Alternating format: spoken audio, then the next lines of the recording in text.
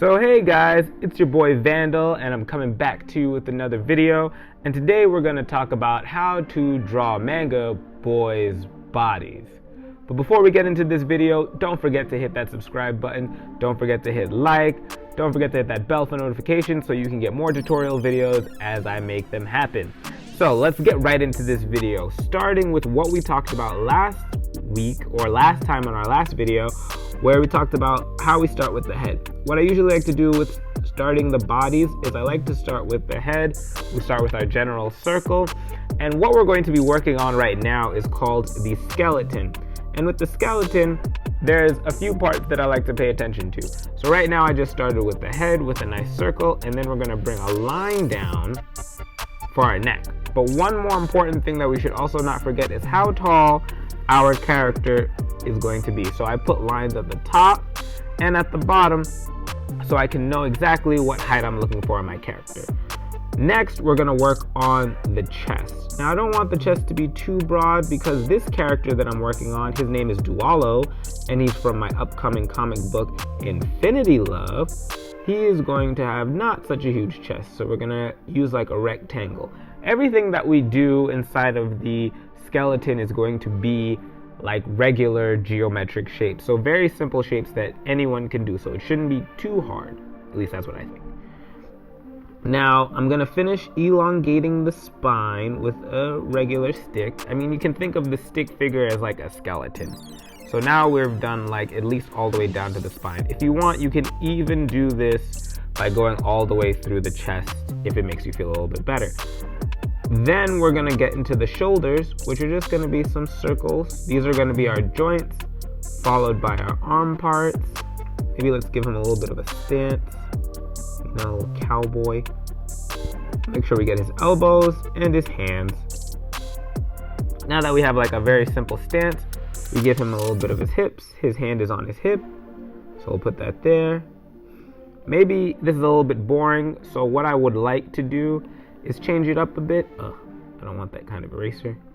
I want this kind of eraser. It's a little bit bigger though. So we're going to give his hips a little bit of tilt because we want to have a shift in weight. Having a shift in weight is a little bit more interesting and overall better for the character. And then we'll just bring it down like so. Have him have some knees, and then have his feet towards the bottom. This part is the really simple part when it comes to understanding what exactly the skeleton is. It's just a lot of simple geometric shapes. Even though this part, I do say it's simple, it can be hard for some, so it might take a little bit of practice, but with a little bit of practice, anybody can get good. Now that we have our framework done, normally if you were doing this on paper, I would recommend to you, like I did in the last video, to make sure that your drawing of your pencil is a little bit lighter and not too heavy, because if it is heavy, it's going to be a lot harder to erase. So luckily I'm in the app and it makes it a bit more easier. I don't have to worry about that, and it's a lot simpler for me. So one of the things I'm going to get into now is just overall putting the meat to the bones. Now I'm going to start fleshing out from the neck. I like starting out with the neck because it's a nice point to work my way down. It gives me an idea of where I want to put things. Another important fact is that you can edit things from your skeleton. Not everything that happens into your skeleton is set in stone. There are things that will definitely change as you build out your skeleton, and that's okay. Changes happen and we work with all conditions and we adapt on the fly. Now we're just filling out the body. I want to make sure that I understand where every part of his body is. Like if he was a thicker character or he was a little bit bigger, I'd know that I need to make some body parts of his a little bit bigger. But now that I know that he's a little bit skinnier, I know that I don't have to do that. So now I'm just going to work on making sure that his legs are in the right place and all of his proportions are exactly how I would like them. And now I'm not even putting any details for the clothes. I just want to understand like how his body works and how his stance is going to be, so it can be as simple as possible to me. Generally, when you have like these characters, it's not as interesting as you would like it to be because, well, you just want to understand like how they are and get their body And maybe I'll have another video where I talk a bit more about how to get in depth into dynamic poses, because honestly that's my favorite thing. I do like character designing, but dynamic posing is like, if I had to say that was like my bread and butter, I would say that's my bread and butter. Now we're gonna get his hands in. I'm not gonna be too detailed. At this step also, you don't have to be too detailed. Like you're gonna also change things along the way. So it's alright to not be as definitive in a lot of the things that you're trying to do. So, we're back to how we do the head. So notice that I have made his head a little bit bigger. And honestly, that sucks. That means I made him way bigger than I anticipated. So I should make him his head a little bit smaller. Follow my guidelines and not make things up too much. Okay, that's a little bit better. He fits a lot better, and I think he's a bit more proportional now to his body size. That's way better. Yeah, I like that a lot more. Alright, I think I want to make his thigh a little bit skinnier, because I wanted Dualo to be, he's like this goth-like character. So that's what I want him to look like. Now we're just going to get into quick sketching of his body, and then we should finish up with that, which I would also think of each part that you're doing. You can skip parts, like if you're feeling really confident, you don't have to necessarily go through the part of drawing out the body. I'm just doing that to show you that it's also good to show how the body is going to look, because it's important to understand like the proportions of how things will be and how clothes will look.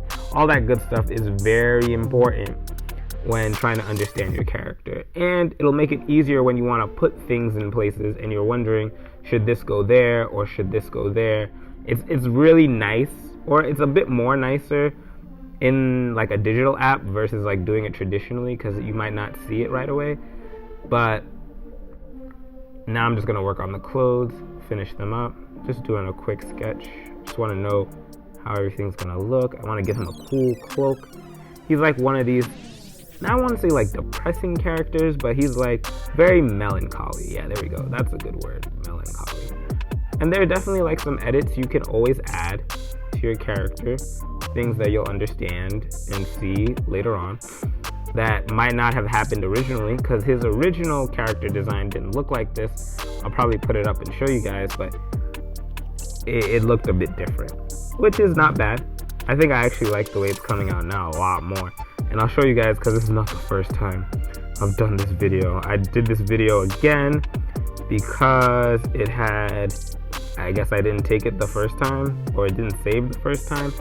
I'm not exactly sure what happened, so we'll see how it all turns out. Finishing up right here. Give him this one side maybe uneven, unbalanced type thing, asymmetry. Maybe to show that he doesn't have balance in his life. And we have his clothes down. I like to show like the folds. Maybe I'll make a video talking more about folds, but what you want to do is just, I'm following like the general outline of his body to make the clothes fit just the way that I want them to fit. But yeah, I'm liking this drawing way more. Like, we're gonna compare. I'm gonna put it at the end of the video, and you guys will tell me in the comments which one you liked a bit better. And I definitely like this one, the way it's coming out a lot better than the one that you guys were gonna see just now.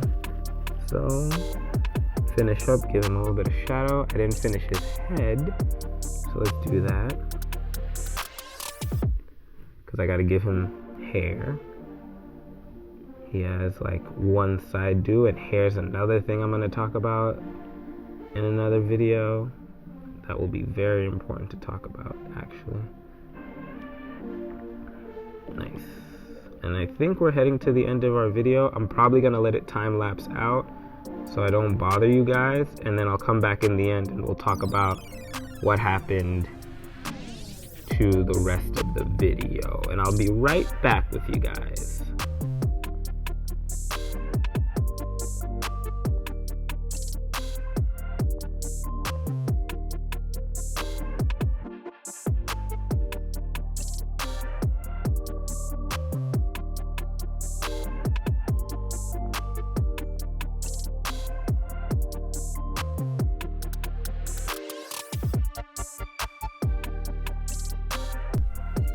Alright, so that's about it. I just wanted to fill in some of the parts, color them in a little bit. It was a little bit of a fun coloring that I wanted to do. So some of the things that we're going to take away from this video is, what I like to do is I like to always start at the head, establish the height of my character with lines on the top and the bottom, and then work my way down, work my way through the neck, the chest, the shoulders, the arms, and start with the upper body. And then I like to go down to the hips. Think about how you want to shift your character's weight. What foot do you want them on? Do you want them even footed?